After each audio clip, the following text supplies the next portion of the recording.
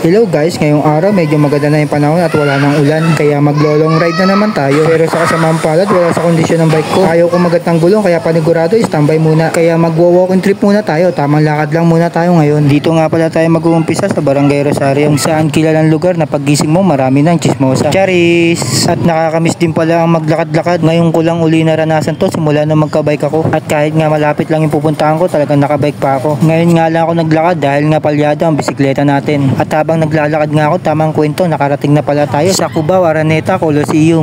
Hanggang dito nga pala, tamang lakad pa rin tayo. Walking trip lang, basta wala lang magti-trip. Pero grabe naman tong trip ko, bad trip.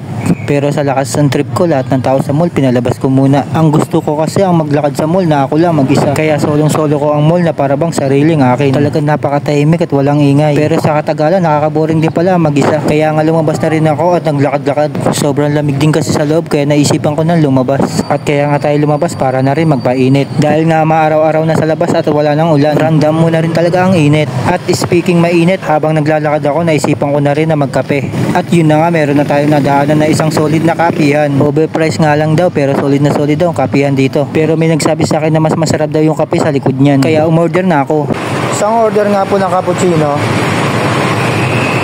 At eto na nga, dumating na yung order ko. Napaka-solid talaga. Sa halagang 15 pesos, meron ka ng Kopi Ko Blanca. Kaya naman, tamang kape na tayo sa Gedli. Napaka-solid. Cheers! At habang nagkakape ako, naglakad-lakad na rin ako. Kung saan-saan na ako tumambay nito para magkape. Ayan no, overviewing na naman. At pagkatapos ko magkape ng nakatayo, nagkape naman ako ng nakaupo. Shit, napakainit ng trip. Napagkamalan pa tayo mamamalimos dyan. Kaya naman umalis na ako at maghanap na ng dapat natin bilhin. Sayang din naman kasi yung punta natin dito kung wala tayong bibilin. Kaya nag-ikot-ikot na ako, baka may magustuhan akong bilhin. At yun na nga, sa dami ng pinuntahan ko, nakakita na ako ng dapat kong bilhin.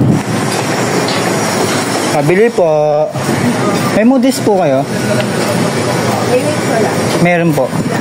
Siya lang po. At yun na nga, sinabi pa ni nanay kung may wings o wala. Buti na lang sinabi niya dahil hindi ko alam yung wings. Ang alam ko lang yung only wings. O paano, hanggang dito na lang. Paalam.